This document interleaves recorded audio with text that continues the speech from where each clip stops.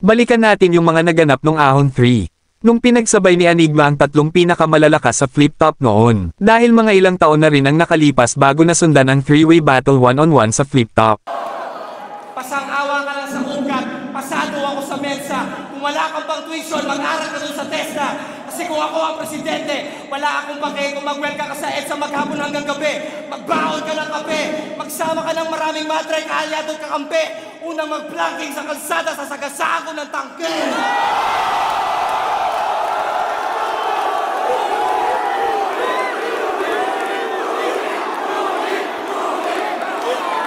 So ito nga yung laban ni Looney at Balakid, kung saan inaabangan talaga ng lahat na maikasa.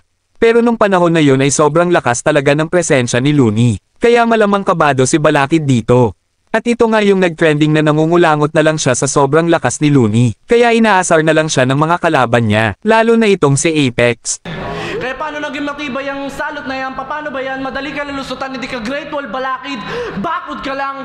Ang lakas na loob mo labanan si Looney. Talo naman nung nag-choke yung hayop na yan. Nangulangot na lang.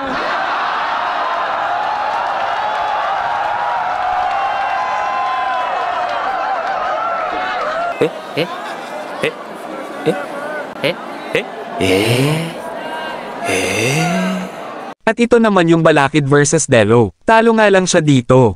Pero sobrang dikit lang ng laban nila, sadyang mas patok lang yung estilo dati na pang entertainment. Pero kung babalikan natin yung mga laban ni Balakid, ay masasabi nating noon pa man ay malalalim na talaga mga sulat niya, at isa nga ito sa pinakatumatak na linya niya. Tatak Balakid ang mapapanganib na talatang teknikal. Aking asulto lagi may punto na parang desimal. Aking bersikulo may simbolo, may lalim at bigat. Walang paligoy-ligoy, straight to the point parang sibat. At hasang-hasa ang talim, may lason pat may sima. Tanggalin mo gamit sipong rebatals para lalo kang masira.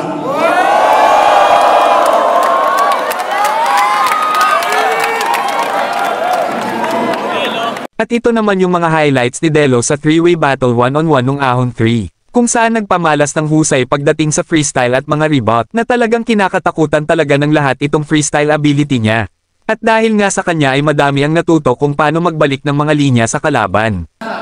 Palibasa, yung muso ko, humahalik sa babae, kiss sa boss. Samantalang yung muso mo, humahalik sa lalaki, kiss sa boss.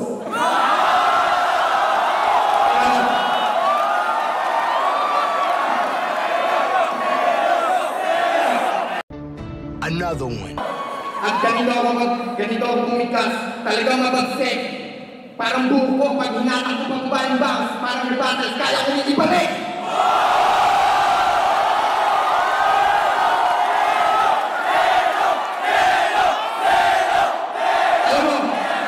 At sa post nga ni Sir Enigma sa kanyang FB page, nahirapan siya sa mga match-up ngayong December.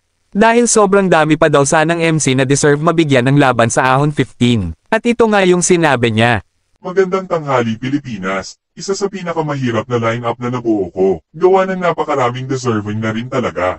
Tapos karambola pa ng mga match-up gawa ng availability at preferences. Pero ayan, kita-kits sa December 20 to 21. Para sa lahat ng hindi makakapunta dito, o kaya susuporta pa rin talaga.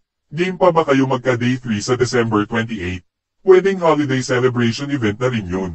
Isabuhay finals, 2x2 finals, at 3-way one-on-one. At isang rare na rematch. Patayang mga style clash.